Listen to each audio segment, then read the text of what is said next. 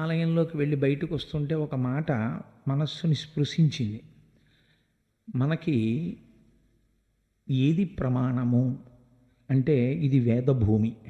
మన జీవితానికి అంతటికీ కూడా ప్రమాణం ఏది అంటే శృతి. శృతి అంటే వేదం. వేదమే ప్రమాణము. వేదము ఏం చెప్పిందో అదే మనకి తీర్పు తప్ప వేద విరుద్ధమైనటువంటి వాదన ఏదైనా వస్తే దాన్ని మనం లెక్క పెట్టాం. వేదం ఏం చెప్పిందో దాన్ని అంగీకరిస్తాం. మనకి చిత్రమైన విషయం ఏమిటో తెలుసా అండి? నాస్తికుడు అంటే ఈశ్వరుడు లేడన్నవాడు నాస్తికుడు కాడు. వేదము ప్రమాణము కాదన్నవాడెవడో వాడు నాస్తికుడు. అందుకని వేదము యొక్క ప్రమాణమును అంత స్థాయిలో అంగీకరిస్తాం మనం. ఆ వేదము దేని గురించి మాట్లాడుతుంది అంటే వేదము మనుష్య జన్మకి సంబంధించి మనుష్యుడు ప్రవర్తించవలసినటువంటి విధానమైన ధర్మముల గురించి మాట్లాడుతుంది. ధర్మం అనగా ఏమి? ధర్మం అంటే దేనిని మీరు ఆచరించడం వల్ల మీరు రక్షింపబడతారో, దానిని రక్షించి మీరు రక్షణ పొందుతున్నారో, దేనిని ఆచరించడము చేత ఆ ధర్మమే ఈ లోకమునంతటిని ధరిస్తోందో దానికి ధర్మం అని పేరు. అది శాస్త్ర విరుద్ధము లోక దూష్యము కానిదై ఉంటుంది. అటువంటి ధర్మాన్ని ఎవరు పడితే వాళ్ళు చెప్పచ్చా? నేను అయ్యా ఇదిగోనండి ఇది ధర్మం అని చెప్పచ్చా అంటే అలా చెప్పడానికి అధికారం లేదు. మరి ఎవరు చెప్పాలి? వేదం చెప్పాలి. వేదమే చెప్తుంది ధర్మాన్ని. నువ్వు ఇలా జీవించాలి. ఎక్కడిది ప్రమాణం? వేదం ప్రమాణం. వేదంలోంచే మనకి ధర్మాన్ని చెప్తారు. ఆ ధర్మాన్ని మనం అనుష్ఠాన పర్యంతం తీసుకొస్తాం, అంటే ఆచరణలో చూపించాలి. అయితే ధర్మములు ఋషులు మనకి స్మృతుల కింద తీసుకొచ్చారు. శృతి నుంచి స్మృతి వస్తుంది. శృతి అంటే వేదమునకే శృతి అని పేరు. శృతి అన్న పేరు ఎందుకు వచ్చిందంటే వేదాన్ని పోస్టల్ ట్యూషన్లో నేర్చుకుంటానండి, లేకపోతే రేడియోలో సంగీతం నేర్చుకున్నట్టు నేర్చుకుంటానండి అంటే వేదం అలా నేర్చుకోవడం కుదరదు. వేదం నేర్చుకోవాలి అంటే గురుముఖత మాత్రమే నేర్చుకోవాలి. ఎందుకంటే గురువు స్వరంతో పలుకుతాడు వేదాన్ని. ఆ స్వరము ప్రధానమై ఉంటుంది వేదానికి. ఆ స్వరం తప్పితే వేదము యొక్క మంత్రము చేత ప్రతిపాదింపబడినటువంటి అర్థము మారిపోయి వ్యతిరిక్తమైనటువంటి ఫలితం వస్తుంది. అందుకని స్వరప్రధానమైనటువంటి వేదాన్ని గురువుల దగ్గర మాత్రమే అభ్యసించాలి.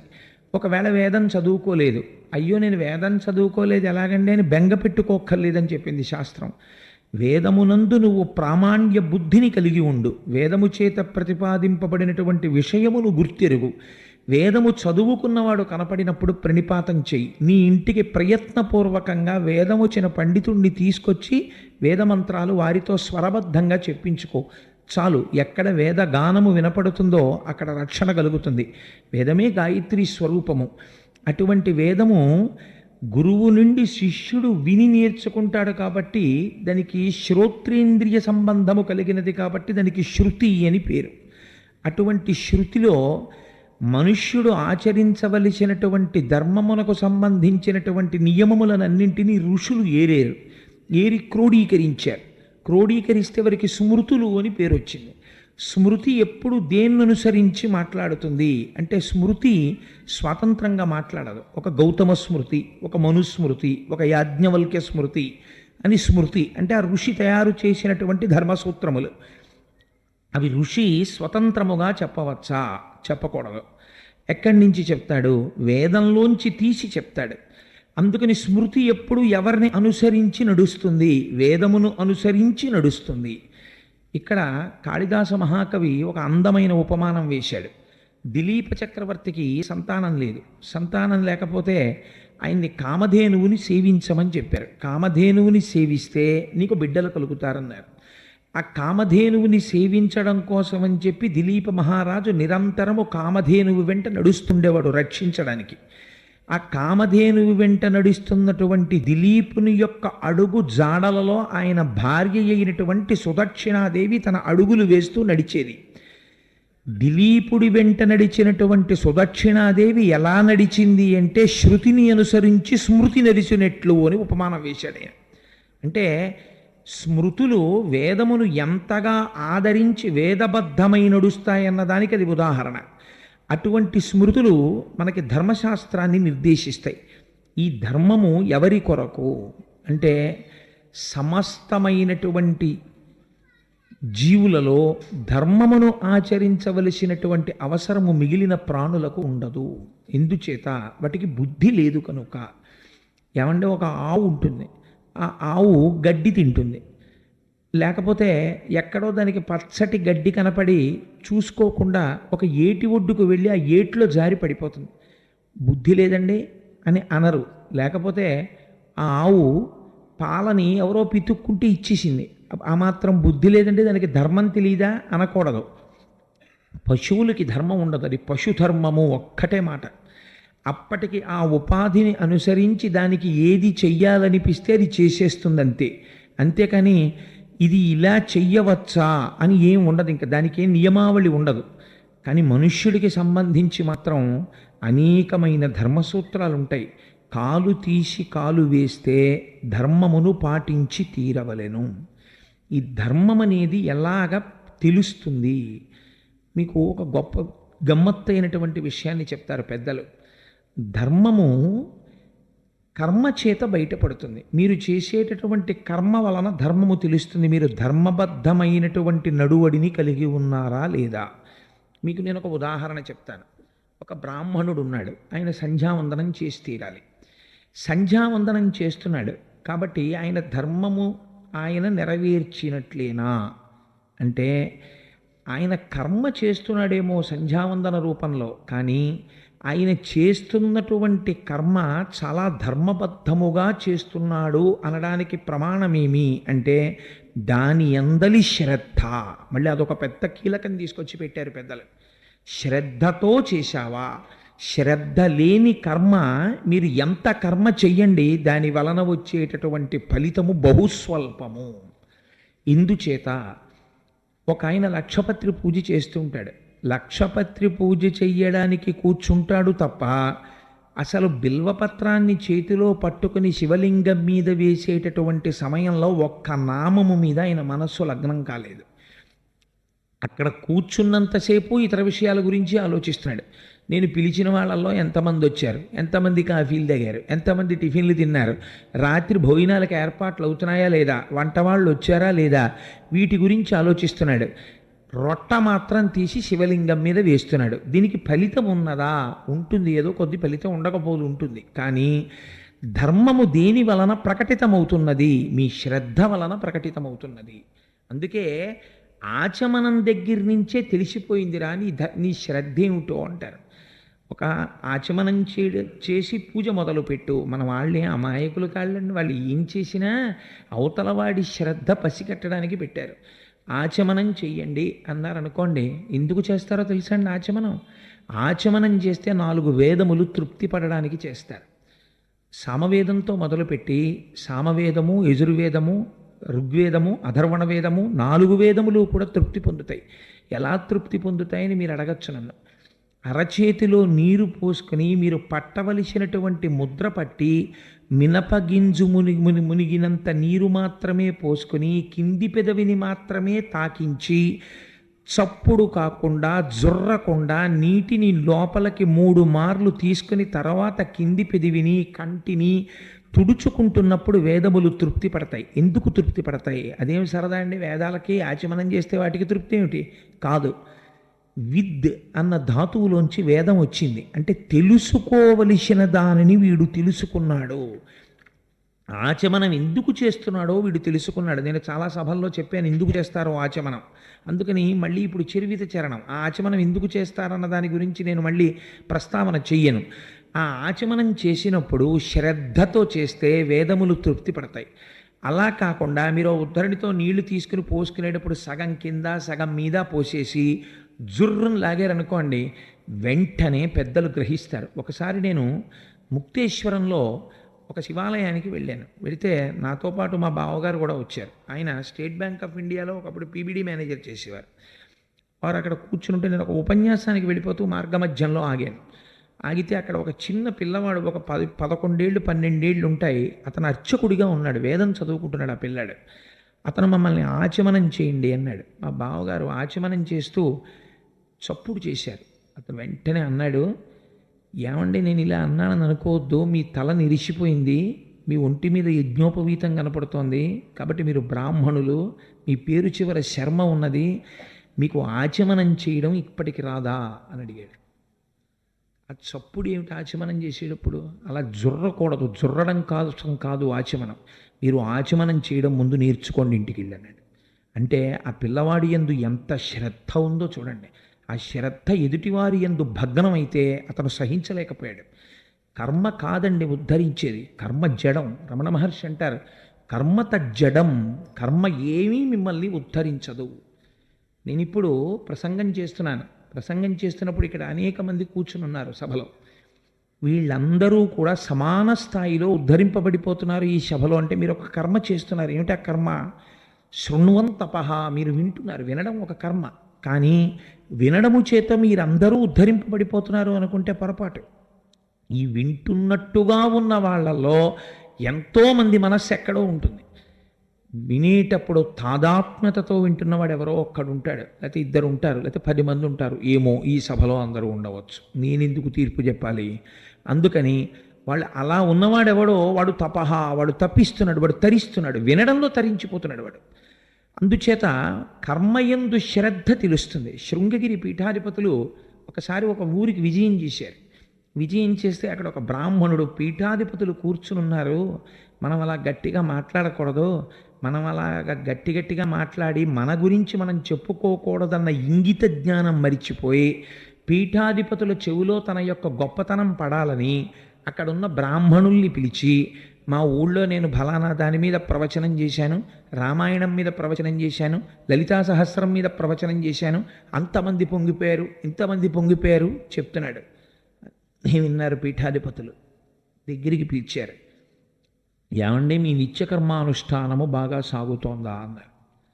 చాలా బాగా జరుగుతోందండి అన్నాడు. ప్రవచనాలు చేస్తున్నారా అన్నారు. చేస్తున్నానండి అన్నాడు. అగ్ని కార్యం రోజు ఎంతసేపు పడుతూ ఉంటుంది మీకు అన్నారు. ఆయన నీళ్లు నమిలేడు. ఏం అగ్ని కార్యం ఎందుకు చెయ్యరు అన్నాడు. అంటే ఈయన అన్నాడు, ఆవు పేడ పిడకలు దొరకట్లేదండి మా ఊళ్ళో అన్నాడు. అంటే ఆయన అన్నారు, మీ మాటలు విన్నాను, మీరు కాఫీ తాగడానికి ఆవు పాలు దొరుకుతాయి, మీకు అగ్నికార్యం చేయడానికి ఆవు పేడ పిడకలు దొరకవు. ఇదా మీరు చేసే ప్రవచనం అని అడిగారు. అంటే కర్మ చేసేటప్పుడు శ్రద్ధ ఉండాలి. ముందు తను చెయ్యని వాడు ఇతరులనేం ఉద్ధరిస్తాడు? తనే సంధ్యావందనం చేయనివాడు ఇంకోండి సంధ్యావందనం చేయమని ఏం చెప్తాడు? ముందు రామాయణం మీద తనకే విశ్వాసం లేనివాడు రామాయణం ఇంకోడికి ఏం చెప్తాడు?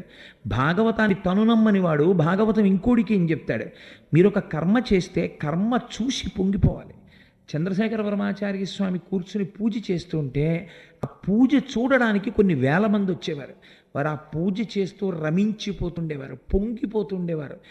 వారి ఉపన్యాసాలు ఎలా ఉండేవో తెలుసా అండి? వారికి టాపిక్ ఉండేది కాదు. చంద్రశేఖర పరమాచార్య స్వామి అలా ఊరు నడిచి వెళ్ళిపోతుంటే ఒక చోటుకి వచ్చి వారు కూర్చుంటే సంధ్యాకాలము, వారికి ఏదో మాట్లాడాలనిపించేది అంతే. సంధ్యాకాలము గురించి మాట్లాడేవారు. సౌందర్యలహరి ఒక శ్లోకం గురించి మాట్లాడాలి. వారు మాట్లాడుతూ నాకు దత్తాత్రేయ స్వామి వారు తరచూ చెప్తుంటారు. ఒకసారి అమలాపురం వచ్చి వారు ఆ సౌందర్యలహరిలో ఒక శ్లోకం గురించి వ్యాఖ్యానం చేస్తున్నారు. వ్యాఖ్యానం చేస్తూ ఒక పావుగంట వ్యాఖ్యానం చేసి ధ్యానంలోకి వెళ్ళిపోయేవారు. నిశ్శబ్దంగా ఉండిపోయారు 10 నిమిషాలు. అంటే ఆనందానుభూతితో రమించిపోతుండేవారు. అలా రమించిపోగలిగినటువంటి హృదయముతో చేసిన కర్మ ఉన్నదే అది తరింపచేస్తుంది. శంకరాచార్యులు వారు శివానందలహరిలో ఈ ధర్మం గురించి ఎంత పాకులాడారండి మహానుభావులు.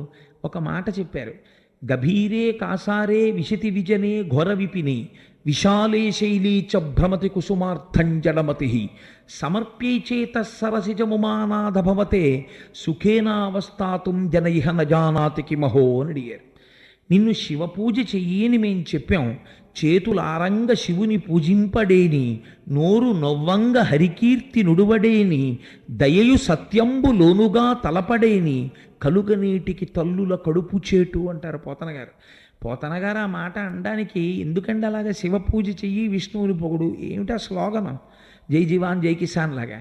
అంటే దాని వెనకాతలు ఒక రహస్యం ఉంది. అది ఏమిటన్నది మనం ఎలాగో భాగవతంలో చెప్పుకుందాం అనుకోండి. అందుచేత పోతనగారంతటి వారంత మాట అన్నారు అంటే శంకర భగవత్పాదులు అంటారు శివానంద లహరిలో గభీరే కాసారే, నిన్ను పూజ చెయ్యమంటే దాని అర్థం బాగా లోతైన చెరువులో దిగి తామర పువ్వులు పట్రా, లేకపోతే మహారణ్యంలోకి వెళ్ళి మారేడు దళాలు పట్రా, లేకపోతే ఎత్తైన కొండలెక్కి రంగురంగుల పువ్వులు కొయ్యి, లేకపోతే బజార్లోకి వెళ్ళి ఎన్ని వందల రూపాయలు పెట్టి ఎక్కువ పువ్వులు పట్టరాగలవు, ఎంత అందమైన పళ్ళు తేగలవు, ఇవన్నీ ఈశ్వరుడు అడిగాడని నువ్వు అనుకుంటే నువ్వు పొరపాటు పడుతున్నావు. ఇవన్నీ ఈశ్వరుడి సృష్టిలోనివి. నీకున్న 1,00,00,000 రూపాయలు తీసుకెళ్ళి తామర మొగ్గ దగ్గర పెట్టి తామర పువ్వు వికసించేటట్టు చెయ్యి చూస్తాను నీ ప్రజ్ఞ. నీకున్న 1,00,00,000 రూపాయలతో తామర మొగ్గ తామర పువ్వుగా వికసించదు. నీకున్నటువంటి అన్ని క్వాలిఫికేషన్లు, నీకున్న పిహెచ్డీలు, నీకున్న పదవులు అక్కడ పెట్టి ఒక గొంగళి పురుగుని సీతాకోక చిలుకగా మార్చు నేను చూస్తాను. నువ్వు మార్చలేవు. మరి ఏది మారుస్తోంది? విశ్వభ్రమణకారిణి అంటారు శంకర భగవత్పాదులు. ఇది ఈశ్వరుడు చేస్తున్నాడు. ఈ భూమినంతటినీ తిరిగేటట్టు చేసి ఋతువులను ఏర్పరిచి రాత్రింబవళ్ళు ఏర్పరిచి జీవరాశిని పోషించి ఎవ్వడు సృజించు ప్రాణుల ఎవ్వడు రక్షించు త్రుంచు ఎవ్వడనంతుండెవ్వడు విభుడెవ్వడు వాడి విధమున మనుచు బెనుచు హేలారతుడై అంటారు పోతన గారు. ఎవ్వడు సృజించు ప్రాణుల, ఇన్ని ప్రాణుల్ని ఈ క్షణంలో ఇప్పుడు నేను మాట్లాడుతుండగా కొన్ని కోట్ల కోట్ల పురుగులు పుట్టేస్తున్నాయి ఎక్కడో. ఎవ్వడు సృజించు ప్రాణుల ఎవ్వడు రక్షించు, ఇవి పెరిగేటట్టు చేస్తున్నవాడెవడు? ఒక పువ్వులో ఇంత పురుగు ఉంటుంది. మీరు పూజ చేసేసిన తర్వాత ఆ చామంతి పువ్వులోంచి పైకొస్తుంది. అంత చామంతి పువ్వులో ఇంత పురుగుని ఇంత పెరిగేటట్టు రక్షించిన వాడెవడు? మీ పూజ ఆగిపోవడానికి అదొక్కటి చాలండి. మీరు నిజంగా ఇక్కడ మీకు పూజ చేసే హృదయం ఉంటే మీరు సహస్రనామంతో పూజ ఎందుకు చేయడం? మీరు రాత్రి ఫ్రిడ్జ్లో పెట్టినటువంటి చామంతి పువ్వులు తీసి పూజ చేద్దామని మీరు పువ్వు చేత్తో పట్టుకుంటే చామంతి పువ్వులోంచి ఒక ఇంత పురుగు అలా కదులుతూ పైకొస్తోంది అనుకోండి. మీరు ఆ పురుగు వంక చూస్తూ దర్శనం చేస్తూ కూర్చుండిపోయినప్పుడు మీలో కలిగినటువంటి అనేకమైన భావ పరంపరలు ఈశ్వరుడి యొక్క గొప్ప పూజ. ఒక పువ్వులోకి తీసుకొచ్చి ఆ పురుగు యొక్క చిన్న శరీరాన్ని నిక్షేపించిన వాడెవరు? అది ఏమి తిని పెరిగింది? చాలా ఆశ్చర్యంగా ఉంటుంది. ఒక్కొక్కసారి ఒక్కొక్క యాపిల్ పండు మీరు కొయ్యండి, పైన ఎక్కడా కన్న ఉండదు. యాపిల్ పండు లోపల కొట్టుకుంటూ ఓ చిన్న పురుగు ఉంటుంది. అసలు గాలి వెళ్ళడానికి అవకాశం లేని యాపిల్ పండు లోపల ఈ పురుగుని పెట్టి ఇన్నాళ్ళు పోషించిన వాడెవడు? ఎవ్వడు సృజించు ప్రాణుల ఎవ్వడు రక్షించు త్రుంచు ఎవ్వడనంతుండెవ్వడు విభుడెవ్వడు వాడి విధమున మనుచు బెనుచు హేలారతుడై. అటువంటి పరమేశ్వరుణ్ణి అర్చన చేసేటప్పుడు మీరు ఎంత శ్రద్ధతో చేస్తున్నారన్నది మాత్రమే ప్రధానం. అందుకే పూజా విధానం అమాయకత్వంతో పెట్టలేదండి. పూజా విధానంలో మన యొక్క సంప్రదాయంలో నీరాజనం ఉంటుంది. మన సంప్రదాయంలో మన ఋషులు ధూపం వెయ్యండి అంటారు. ధూపం వెయ్యడం, దీపం పెట్టడం, నీరాజనం ఇవ్వడం ఇవన్నీ పనికిరాకనో లేకపోతే డబ్బులు వేస్ట్ చేయడానికో పెట్టినటువంటి ప్రక్రియలు కావు. ఈశ్వరుడికి దృష్టి తీత పక్కన పెట్టండి, అవన్నీ వేరు విషయాలు, వాటి గురించి కాదు పెట్టింది. ధూపం వెయ్యడం వెనకాతల, చందనాన్ని స్వామికి అలదడం వెనకాతల, నీరాజనం ఇవ్వడం వెనకాతల ఒక గొప్ప రహస్యం ఉంది.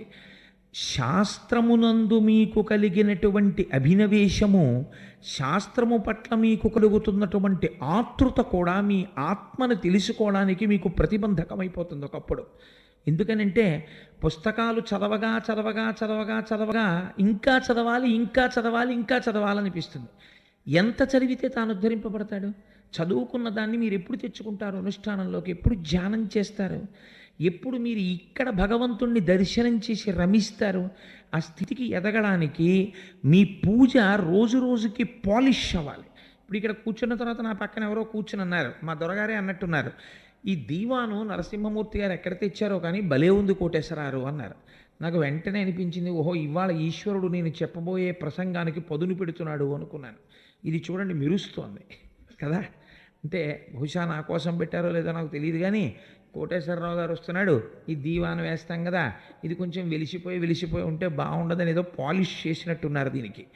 మీ పూజ పాలిష్ అందుకోవాలి రోజు రోజుకి.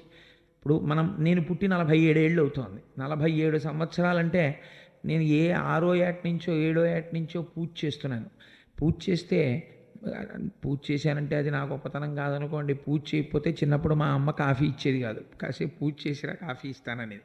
అందుకు నేర్చుకున్నాం పూజ. అందుకని 40 సంవత్సరాల నేను చేసిన పూజలో ఎప్పుడైనా పూజ ఆగిపోయి కంఠం గాగ్గదికమైపోయి కన్నుల నీరు కారుతుండగా ఇంకా నా నోటి వెంట స్తోత్రం రాక నేను అన్నీ మర్చిపోయి రోమాంచితమైపోయి ఈశ్వరుడి యొక్క గుణములను అనుభవిస్తూ నేను ఏ రోజైనా ఆగిపోయి ఉండి ఉంటే ఆ రోజు నేను పూజ చేసినట్టు. ఎందుకని ఈశ్వరుని యొక్క గుణముల యందు నేను మునుక వేశాను ఆ రోజున. అలా 40 సంవత్సరముల పూజలో నేను ఎన్ని కేవల కొద్ది క్షణములు అటువంటి గగుర్పాటును నేను అనుభవించి ఉంటాను. ఇది మీరు ఎన్ని ఉపన్యాసాలో విని ఎన్ని పుస్తకాలో చదివేస్తే వచ్చేస్తుందా? భావ తాదాత్మ్యత చేత వస్తుంది. కానీ దానికి వినాలి, ముందు శ్రవణం వినాలి, ఈశ్వరుడి గురించి చదవాలి. పూజ చేసేటప్పుడు నేను ఎందుకు ఇన్ని విషయాలు ప్రతిపాదన చేశానంటే,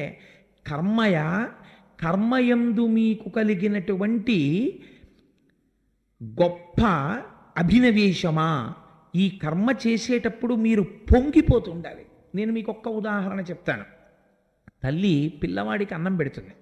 అన్నం పెట్టేటప్పుడు ఆ పిల్లవాడికి తేలికగా కడుపు చల్లగా ఉండాలని కమ్మటి పెరుగు తీసుకొచ్చి, పెరుగు పులిసిపోయిందో కమ్మగా ఉందో అని చేతిలో కొంచెం వేసుకుని నోట్లో వేసుకుని, ఆ పెరుగు కమ్మగా ఉందని వేడన్నంలో పెరుగేసి మెత్తగా కలిపి బాగా ముగ్గిన అరటిపండు తీసి, అసలు అరటిపండు కలిసిందని కూడా తెలియనంతగా అరటిపండు చిదిమేసి అన్నంలో పిసికేసి, వాడు ఆడుకుంటూ అటు ఇటు పరిగెడుతుంటే వాడి వెంట తను పరిగెడుతూ తాతమ్మ మీద కథ, లేకపోతే పిచ్చుక మీద కథ, కాకి మీద కథ పెట్టి, అంతకుముందు ఆవిడేమైనా కవయిత్ర కథలు రాసిందా లేకపోతే ప్రసంగాలు చేసిందా? ఏమీ చేయలేదు. కానీ అంతకుముందు నోరు విప్పి మాట్లాడడం రాదా అమ్మాయికి? చూసిన వాళ్ళు అంటారు, ఇదేమిటంటే పెళ్ళికి ముందు ఎప్పుడైనా ఇంటికి వస్తే అది నోరు విప్పి మాట్లాడే కాదు, దీనికి ఇన్ని మాటలు వచ్చాయి పిల్లాడికి అన్నం పెట్టేటప్పుడు అంటారు. ఆ పిల్లాడిని పట్టుకుని, అది గదుగదుగో నాన్న చెట్టు మీద కాకి చూడు, కాకి నల్లగా ఎలా ఉందోనే, కావు ఉంటుంది అని ఇన్ని మాట్లాడుతుంది. పిల్లాడికి కాకి గురించి చెప్పడం, చెట్టు మీద కాకి నల్లగా ఉందని చెప్పడం అమ్మ చెప్పేటటువంటి కథకి ప్రయోజనమా? పిల్లవాడు కాకి గురించి వింటూ తనని తాను మరిచిపోయి, పిల్లవాడు అరటిపండుతో కలిసిపోయినటువంటి అన్నపు ముద్దని మింగి జీర్ణశక్తి చేత శక్తిని పొంది వృద్ధిలోకి రావడం అమ్మకి ప్రయోజనమా? పిల్లవాణ్ణి మైమరపించడం అమ్మకి ప్రయోజనం. పిల్లవాణ్ణి మైమరపించడం కోసమని దీని గురించి నేను చెప్తున్నానా చెప్పట్లేదా, ఇది చెప్పచ్చా చెప్పకూడదా అని ఔచిత్యానౌచిత్యములను మరిచిపోయి పిల్లవాడి కోసమని పరితపించి అమ్మ నోటి వెంట మాటలు వచ్చినట్టు, నువ్వు ఈశ్వరుడి ముందు కూర్చున్నప్పుడు ఒక్క నామము రామ అన్న ఒక్క పేరు గొప్ప ఆనందంతో 1కి 10 మాటలు పలికి పలికి పొంగిపోతే ఆనాడు నీవు చేసిన పూజ. ఎన్ని మంత్రాలు చెప్పినా అది పూజ అవుతుందని నేను అనలేను. ఎప్పుడు పూజ? 2 మాటలు చాలు. సీతారామాభ్యాం నమః హస్తయోః అర్ఘ్యం సమర్పయామి, సీతారామాభ్యాం నమః పాదయోః పాద్యం సమర్పయామి. చాలదా? ఇంకింతకన్నా ఏం చెప్తావు? సహస్రశీర్షా పురుష సహస్రాక్ష సహస్రపాత్ చెప్పావు పురుష సూక్తంలోంచి. నీ మనస్సు ఎక్కడుంది? నువ్వు ఏం ఆలోచించావు మంత్రం గురించి? నువ్వెవరిని ఆవాహన చేస్తున్నానని ఇక్కడ భావన చేస్తున్నావు? భావన ఏమీ లేదు. నోరు పలుకుతోందంతే, నాలిక్కొచ్చు కాబట్టి ఆ మంత్రం అది పలికేస్తోంది. ఆ తర్వాత నీకు అలవాటైపోయింది నోటికి. ఏదో ఏంటంటే స్వామి ఆవాహయామి, ఆ తర్వాత మంత్రం చెప్తావు, చెప్పేసి హస్తయోహోర్ఘ్యం సమర్పయామి, కసి నీళ్ళు అలా పోసేస్తావు. నీకు నిజంగా పూజ చేయడం అలవాటైతే, పూజ చేసింది యథార్థమైతే నువ్వు ఇన్ని మంత్రాలు చెప్పావు ప్రధానం కాదు. ఇద్దరి చేతుల మీద పోస్తే వాళ్ళిద్దరూ ఓసారి ఇలా తడి చేతులు తుడుచుకుంటే, అమ్మ చేతులు తడిగా ఉంటాయి, చేతులు తుడుచుకోండమ్మా అని గబగబా నీ ఒంటి మీద ఉన్న ఉత్తరీయం ఇలా అందిస్తే, అయ్యో పిల్లాడు చూడండి అని వాళ్ళిద్దరూ ఇలా చేతులు అద్దుకుని నీకు ఇచ్చేస్తే, కొంచెం తడుంటుకున్న ఆ చేతులతో కూడిన ఉత్తరీయాన్ని నువ్వు ఇలా వదిలేసుకోగలవా? ఆ ఉత్తరీయం తీసుకుని ఒకసారి ఇలా శిరస్సును పెట్టుకుంటావు. అలా ఓం సీతారామాభ్యాం నమః హస్తయోః అర్ఘ్యం సమర్పయామి అని చేసిన ఈ పూజ గొప్పదా? గొప్ప స్వరంతో సహస్రశీర్షా పురుష సహస్రాక్ష సహస్రపాత్ అని చదివి ఇక్కడ మనసు పెట్టకుండా నీళ్లు తీసి చిమ్మినట్టు వదిలిపెట్టినటువంటి పూజ గొప్పదా? నాకు చెప్పండి. మొదటి పూజే గొప్పది. ఎందుచేత దాని ఎందు శ్రద్ధ ఉన్నది. కర్మాచరణము దేని కొరకు? నీ శ్రద్ధ ప్రకటితమగుట కొరకు. శ్రద్ధకి ఏమవుతుంది? శ్రద్ధ చేత ఈశ్వరుడు వశుడవుతాడు. శ్రద్ధ లేని కర్మ నిన్ను ఉద్ధరించదు. కాబట్టి ధర్మాచరణము శ్రద్ధతో కూడినదై ఉండాలి. కాబట్టి ఈ ధర్మం ఎటువంటిది? ధర్మసూత్రాలు ఋషులు ఎన్నో రాసేశారు. గౌతముడు ఇచ్చాడు, యాజ్ఞవల్కుడు ఇచ్చాడు, మనువు ఇచ్చాడు. నువ్వెన్ని ధర్మసూత్రాలు చదువుతావు?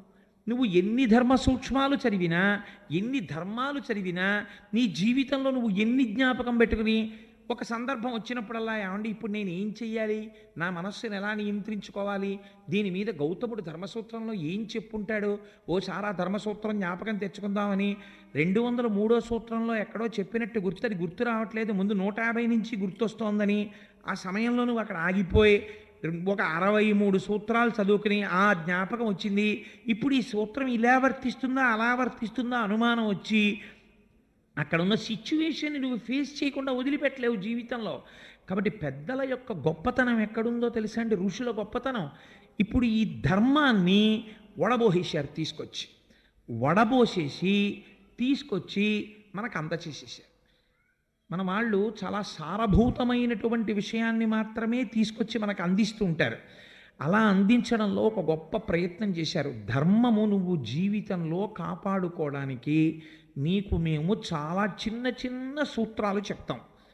ధర్మం ఎక్కడి నుంచి వస్తుంది? కర్మయందు శ్రద్ధ ఎక్కడి నుంచి వస్తుంది? మీరు కర్మేంద్రియముల నుండి రాదు. జ్ఞాపకం పెట్టుకోండి. నాకు చెయ్యుంది, నేను పూజ చేసేటప్పుడు హస్తయోహ అర్ఘ్యం సమర్పయామి అని ఇలా వేస్తే నా మనస్సు రమించిందనుకోండి, సీతారాముల చేతులు చూసి నా చెయ్యి వేసేటప్పుడు ఒకలా వేస్తుంది, అందంగా భక్తితో పోస్తుంది నీళ్లు. ఇక్కడ మనస్సు నిలబడలేదనుకోండి, చెయ్యి తప్పే ఉండదు, అప్పుడు వేస్తుంది ఇప్పుడు వేస్తుంది. చెయ్యి దోషము అప్పుడు లేదు ఇప్పుడు లేదు, అప్పుడు ఇప్పుడు నీరే పోస్తుంది చెయ్యి. హస్తయోహాగ్యం సమర్పయామి ఇలా పోస్తుంది. కాబట్టి ఇప్పుడు శ్రద్ధ ఎక్కడ నుండి ప్రకటితమవుతున్నది? కర్మేంద్రియముల నుండి ప్రకటితము కాదు, మనస్సు నుండి కర్మేంద్రియములకు అందుతున్న ఆదేశము వలన ప్రకటితమగుచున్నది. ఈ మనస్సు శుద్ధి కావాలి ధర్మమునందు నిలబడడానికి. కాబట్టి మనస్సుని నిగ్రహించి ధర్మం వైపుకి నడపాలి. ఎలా నడుపుతావు? దీనికోసం ఒక గొప్ప సూక్తిని మనకి ఇచ్చేశారు ఋషులు. నువ్వు ఇవి జ్ఞాపకం పెట్టుకో చాలు, నీకు ధర్మాచరణం అలవాటు పడిపోతుంది. ఎంత తేలిగ్గా చెప్పేశారో చూడండి. ఒకటే విషయం జ్ఞాపకం పెట్టుకో, నువ్వు దేనివల్ల పాడైపోతున్నావు? అహంకార మమకారముల వలన. మమకారమునకే కామమని పేరు. ఆ కామము బహువిధములు. స్త్రీ సంపర్కముతో ప్రారంభించి అన్ని వస్తువులను కోరుకోవడం వరకు కామమే. ఈ కామమును ఎదుర్కోవడానికి పెద్దలు ఒక గొప్ప సూక్తిని ఇచ్చేశారు. మాతృవత్పరదారేషు. నువ్వు ఇంకేమీ జ్ఞాపకం పెట్టుకోకర్లా, ఇది గుర్తుపెట్టుకో చాలు, నీకు ధర్మం తెలిసిపోతుంది.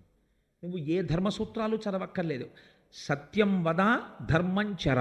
కానీ ధర్మంచర అంటే ఏది ధర్మమో అని అనుమానం వచ్చినప్పుడల్లా ఇది గుర్తుపెట్టుకో చాలు. మళ్ళీ సింప్లిఫై చేశారు. ఏమిటది? మాతృవత్ పరదారేషు.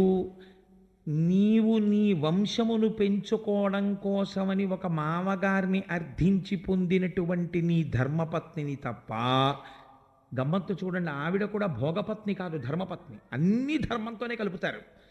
మిగిలినటువంటి ఏ స్త్రీ కనపడినా నీ మనస్సుకి ఒక అలవాటు నేర్పు. ఏమిటది? మాతృవత్పరదారేషు. ప్రతి స్త్రీ యందు అమ్మని చూడడం నేర్చుకో. అందుకని మాటకి ముందు మాటకి చివర ఒకటి అంటుండ, అమ్మా అమ్మా అమ్మా అంటుండు.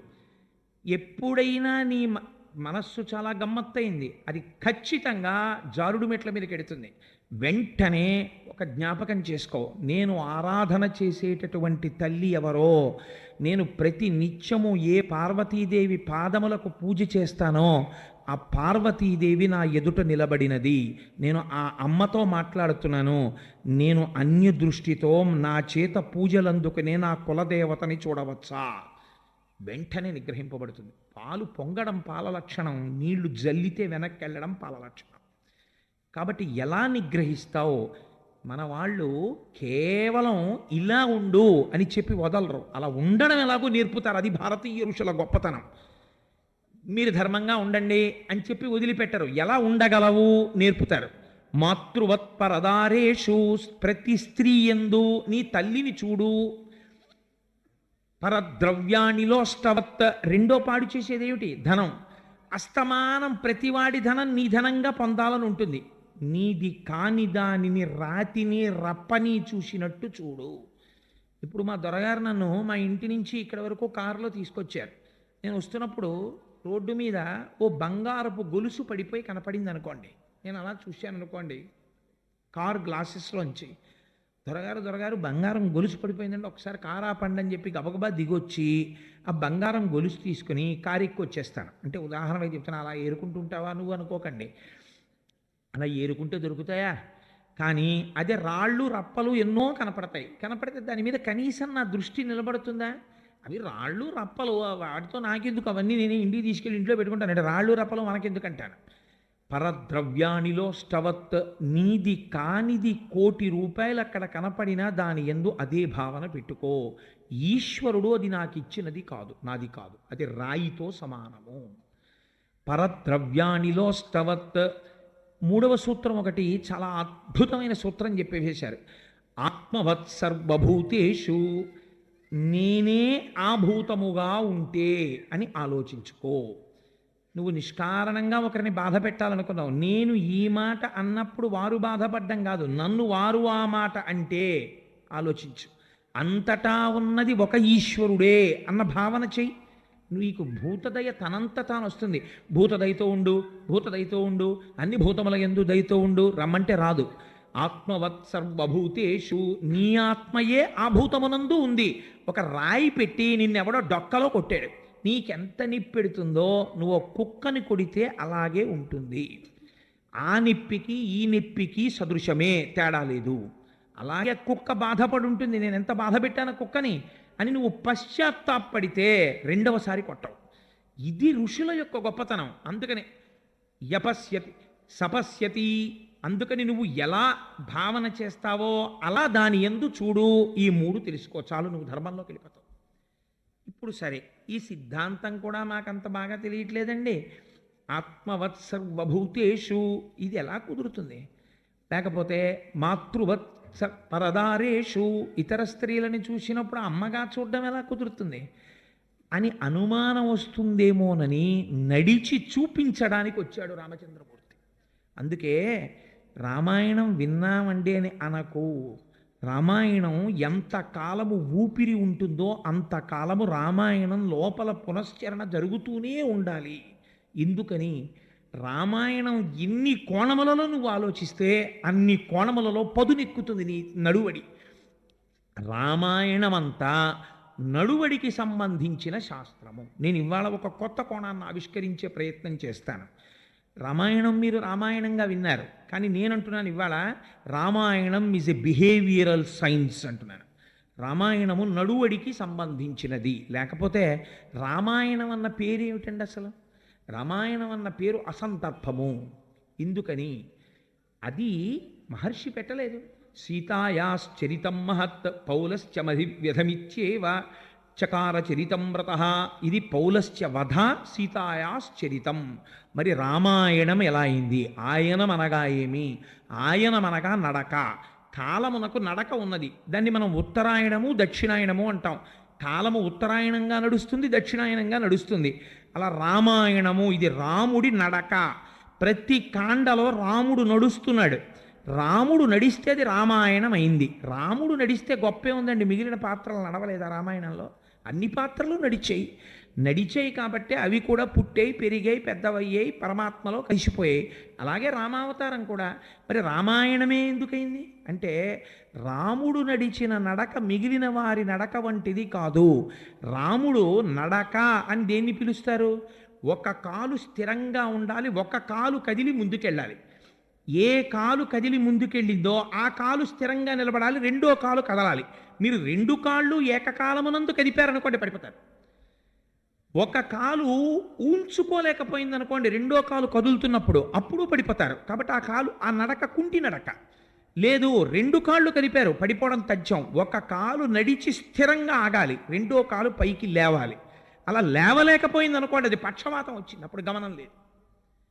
కాబట్టి రాముడు రామాయణము నడిచాడు. ఇప్పుడు ఒక కాలు నిలుపుతాడు, ఒక కాలు కదుపుతాడు. కదిపిన కాలు నిలుపుతాడు, రెండవ కాలు కదుపుతాడు. ఏవలా కలిపాడు? సత్యధర్మములను కలిపాడు. ఒక కాలు సత్యము, ఒక కాలు ధర్మము, రెండిటిని తన పాదములుగా చేసుకుని నడిచాడు రామాయణంలో. కాబట్టి ఇప్పుడు ఇది బిహేవియరల్ సైన్స్. నువ్విప్పుడు ఈ కోణంలో రామాయణంలోంచి ఏ సంఘటననైనా పికప్ చేయి, పైకి తీసి పరిశీలన చేయి. ఋషులు ఏది ప్రతిపాదన చేశారో దానికి రాముని జీవితాన్ని కేవల జీవితంగా చూడకు, అక్కడ వచ్చిన సంఘర్షణ పరిశీలనము చేయి. ఎందుకంటే మానవ జీవితము నిరంతర సంఘర్షణ, ధర్మాధర్మములకు సంఘర్షణ జరుగుతూ ఉంటుంది. నేను ఒక బజారుకి వెళ్ళాను అనుకోండి, ఒక ఉదాహరణకి చెప్తున్నాను. ఒక 7 రకాల కాయగూరలు కొన్నాను.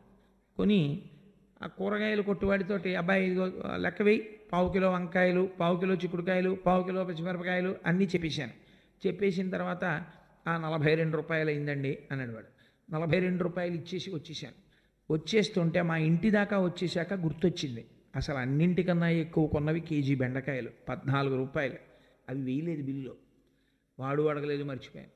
కాబట్టి ఇప్పుడు 14 రూపాయలు ఎక్కడో ఒక రైతు పండించి కష్టపడి తెచ్చి చలిగాలిలో వచ్చి అక్కడ కూర్చుని ఒక పూట కష్టపడితే వచ్చే 14 రూపాయలు ఇవ్వకుండా నేను వచ్చేసాను.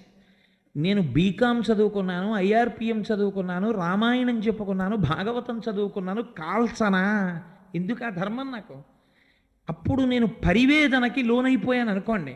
ఈ 14 రూపాయలు నేను చేసినది ద్రోహమే, నేను ఇవ్వకుండా వచ్చేసాను. వాడు అడిగాడా అడగలేదా ఇజ్ ఇమ్మెటీరియల్, నాకు కూడా బాధ్యత ఉంది. అక్కడ 14 రూపాయలు ఇవ్వలేకపోయాను, నేను పరివేదన చెందాను అనుకోండి. ఇప్పుడు లోపల వెంటనే మనస్సు అంటుంది, నిజమే 14 రూపాయలు ఇచ్చేసి ఉండాల్సిందంటుంది. వెంటనే లోపల నుంచి మళ్ళీ మనస్సు అంటుంది, వాడు ఇంట్లో ఎన్ని రూపాయలు వేసుకున్నాడు, 14 రూపాయలు, ఓ కేజీ బెండకాయలు పుచ్చుకొని 70 పెద్ద పర్వాలేదు లేరా అంటే అంటుందా? అందా? మీరు ఆలోచించండి. నేను ఒక చాలా తేలిక ఉదాహరణ తీసుకొచ్చానంతే. లోపల కాసేపు సంఘర్షణ పడుతుంది దీని గురించి. ఇచ్చేద్దామా, మళ్ళీ వెనక్కి వెళ్ళిద్దామా, వద్దా, ఏదో కాసేపు సంఘర్షణ పడి కాసేపటికి మర్చిపోతుంది. ఆఖరికి సాధారణంగా మనుష్యుడు ఇటువైపు మొగ్గేస్తాడంటే ధర్మాన్ని సముద్రంలో కలిపేస్తాడు, తాను నిలబడిపోతాడు. పోతే పోయింది, లేదు 14 రూపాయలు ఏం పర్వాలేదు, అబ్బో మనం సంపాదిస్తున్న పుణ్యం ముందు ఈ 14 రూపాయలు ఏ పాటి లెక్క సరిపెట్టేసుకుంటాడు. అలా మీరు రామాయణంలో రాముడు ధర్మాన్ని సముద్రంలో కలిపేసి తను మాత్రం భోగానికి అలవాటు పడిపోయిన ఒక్క సందర్భాన్ని ఎత్తి ఇదిగో ఉన్నది చూపించండి. ఇది శిధారావ్రతం. ఇది చాలా కష్టం. ఒక మనిషి తను పడిన కష్టాలు, రాముడు కష్టాలు పడలేదండి, అందుకని ధర్మం అవసరమేముంది? ఇప్పుడు హాయిగా అన్నీ జరిగిపోతున్నంత కాలం ధర్మం గురించి సమస్య ఉందండి. కష్టం వచ్చినప్పుడు ధర్మం పాటించి ధర్మము వలన నేను గెలుస్తానని ధర్మం కోసం నిలబడిన వాడు ధార్మికుడు తప్ప అన్నీ కలిసి వచ్చేస్తుంటే ధర్మం చేయడం పెద్ద గొప్ప విషయం ఏం కాదు. అన్నీ కలిసి రాలేదు రాముడికి జీవితంలో. ఆయనే అరణ్యకాండలో ఒక చోట ఒక మాట అన్నాడు, నేను ఎంత బాధలలో ఉన్నానో తెలుసా, రాజ్యాద్భ్రంశో, రావలసిన రాజ్యం పోయింది, వనేవాస, పోని రాజ్యం పోతే పోయింది, అంతఃపురంలో ఉన్నానా, అరణ్యవాసానికి వచ్చాను, వనేవాస, సీతానష్టో, పోని పక్కన మనసెరిగిన భార్య ఉందా, ఆవిడ్ని ఎత్తుకుపోయాడు రావణాసురుడు, పోని ప్రాణమిచ్చిన స్నేహితుడు జటాయు ఉన్నాడా, ఆయన లేడు. ఎందుకని? సీతానష్టో